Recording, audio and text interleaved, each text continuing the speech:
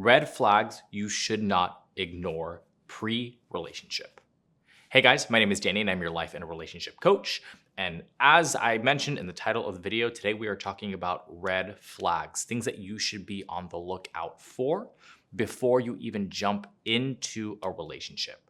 So, what is the first thing that you should take into consideration, right? What is the first thing that you should be looking for as a red flag? And one of the major ones that I always talk about is one, a lack of consistency, right? So if the person you are dating is not consistent, if they are not keeping to their word, if they are ghosting you, if they are saying they're going to show up by a certain time and they don't, or maybe they're going through a period of time where they're consistent on the time, right? So they're telling you, hey, this is what I'm going to do. They're doing it, and then all of a sudden they drop off the face of the earth, and then they come back and they pick up again where they left off, and then they drop off the face of the earth. That lack of consistency is something that you should be hyper aware of, because at the end of the day, an individual who truly, really wants to date you, who really wants to get to know you, who really wants to put their best foot forward and make the best impression is not going to be inconsistent like that. Now, I understand, right? People have a lot going on in their lives. They may be incredibly busy with work. Their life is filled with a bunch of things that they have to take care of.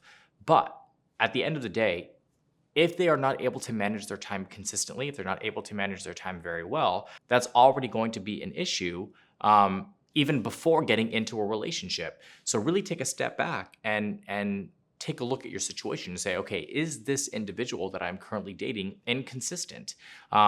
Because if they are inconsistent, that isn't something that's just going to go away, right? It is most likely something that will carry on into the relationship. And when you are in a committed relationship, that lack of consistency will actually become a very, very big problem. It'll become a deep-rooted issue. There probably will be frustrations and resentments and breakdowns in communication. So it leads to more if you allow it to continue to grow. The second one that you should be looking at is the inability to resolve issues, right? So one of the biggest things that I always focus on with my clients is communication. The ability to express your emotions and your feelings in an effective way, right? In a productive way. Because one of the biggest things about communication is resolving issues. If you have two individuals who are coming together to form a single unit, which is a relationship, you have to have the ability to communicate with one another, to let each other know where you're at, to check in emotionally, to understand where you're coming from mentally, right? And the ability to communicate effectively plays a big role in the success of a relationship. So if prior to the relationship, if in the dating phase, you are unable to resolve issues, right? You feel like he's not necessarily paying attention to you or listening to you, or vice versa. You feel like she's not listening to you, she's not understanding where you're coming from. And it kind of just feels like all the issues that you guys have are swept under the rug. That is definitely something to be on the lookout for. Now, I get it. When you are initially dating, it's supposed to be fun, it's supposed to be exciting, free, you're supposed to just have a good time. So oftentimes what I find is that people will start to ignore certain signs, ignore certain patterns of behavior because they don't want to look too far into it because you're still in the casual dating phase, right? But there's always your gut that is going to tell you whether something is off or if it's on.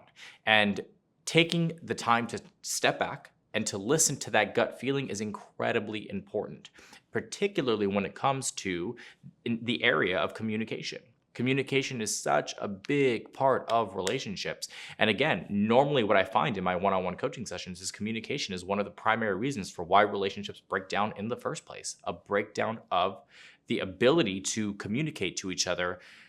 So when I say that, I mean the individual who is expressing their emotions, right? And the individual who is receiving those emotions. And oftentimes what happens is that we lose sight of how to communicate with one another. And if that is already an issue in the beginning of the relationship, red flag.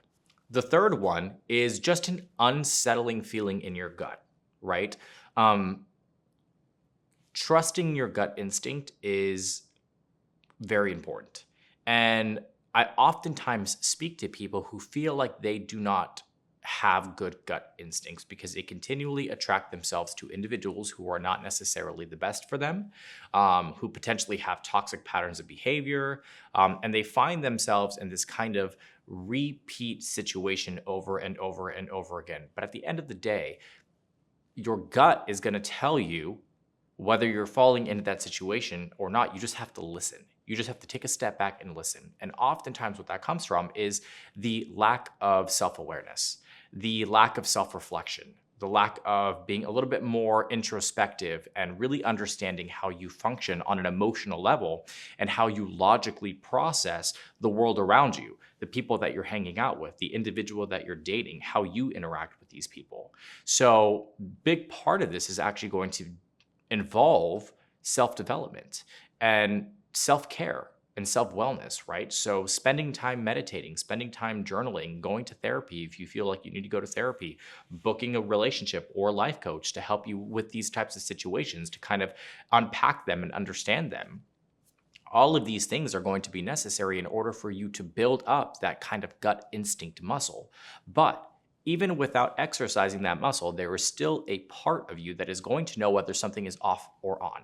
And really listening to that voice is going to be important. I know for a fact that you have been in a situation or a circumstance where you were dating somebody and something just didn't feel right. The chemistry wasn't there, the connection wasn't there, maybe the communication style wasn't there, but you continued to push forward because you felt like maybe I can make this work. Maybe this individual will change. Maybe things will get better. Maybe our communication style will get better when we start to get to know each other a little bit. And as time continues and progresses, you end up finding out that that's not the case, that doesn't happen. And your gut instinct originally, right, in the beginning of the situation or the circumstance was correct. So learning from those experiences and utilizing that wisdom to say, no, this is off. I don't really feel right about this situation. So again, the third red flag is when your gut is telling you something is off. The fourth one is controlling behavior, right? So the individual that you are dating, the guy, the girl, whatever the case may be, they have a tendency of controlling the situation. They want to know where you're at. They want to know who you're hanging out with. They want to know what time you're coming home. They want to know what you're going to be wearing when you go out to dinner, where you're going to dinner, what you're going to eat. All of these types of things, these are all huge red flags. And a lot of these controlling behaviors stem from insecurities. But it's a very slippery slope, right? So individuals who are insecure and have a tendency of falling into codependent behaviors have a tendency of being controlling. And the reason for that is because they feel the need to control their environment in order to not have the anxiety and the stress that comes with those insecurities and that codependency.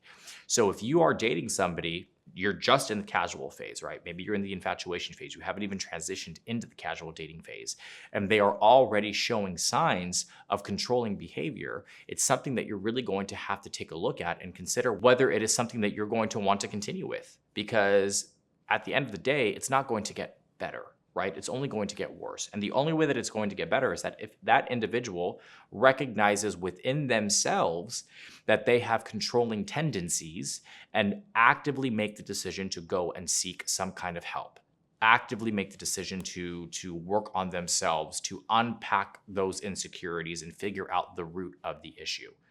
But if you think you're going to be able to change that person, if you think you're going to be able to convince that person to do it, you're already barking up the wrong tree. That individual should respect your autonomy. That person should respect your independence and understand that you, as a free human being, have a self-identity. And again, I say this so many times that one of the most important things in a relationship is maintaining your self-identity. Because if you lose yourself, you're going to end up allowing your boundaries to collapse. And once you allow people to step all over you, once you have incredibly weak boundaries, that person's controlling behavior will only get worse, right? It's really enabling that person to control you and control the situation. So again, if that person is displaying controlling behavior, that is definitely something that you should be on the lookout for. And the fifth and final one is just a general lack of respect, right? That person doesn't appreciate you, your thoughts, the way that you feel. They don't invest the time in really trying to understand you. They don't really view you as their equal in a sense. You have a tendency of feeling less than in the situation. Maybe they point out your flaws in order to try to make you more insecure, so they feel better about themselves and they're able to really kind of control the dynamic of the relationship. Again, respect is a big part of relationships. So just as I mentioned before in regards to the fundamentals of relationships and what really maintains and sustains a relationship, one of the primary ones is respect, communication, trust, compassion, empathy. All of these things contribute to a healthy relationship. And if you are not even in the relationship yet and that person is treating you with a lack of respect, where do you think it's going to end up, right? It's not going to end well. So really paying attention and saying, okay, hold on, I need to focus and understand why this person is not respecting me the way that I want to be respected. And the second primary question is, why do you allow it, right? A lot of this, like I mentioned, has to do with kind of that self-awareness and that self-care. And if it's something that you struggle with, it's something that you should really take a step back and say, okay, how do I navigate this? How do I start to ask myself the tough questions and really dig deep within myself to understand why I allow this in my life? So again, the last and final one is that individual does not respect you. If you enjoyed this video, please make sure you hit the like and subscribe button down below. If you have any comments, questions, maybe you want to know a little bit more, you can leave your comments down in the comment box down below. I try to read as many as possible. I try to answer as many as possible as well. I'd love to see what you guys have to say in the interactions on each one of the videos. Maybe you just want to dive in a little bit deeper. You want to know a little bit more about this. You can visit us at www.withmyexagain.com, where we have a multitude of different videos, blogs, and articles related to this subject and many other subjects as well. If you need to book a one-on-one coaching session, maybe you feel like you just need a little bit more help, or you feel like maybe you are in a toxic dynamic and you haven't even gotten into a relationship, but you need to identify whether you are or not. We are more than happy to support you through that. You can book directly on the website as well, and you can either book with myself or any of the other amazing coaches that we have on the team.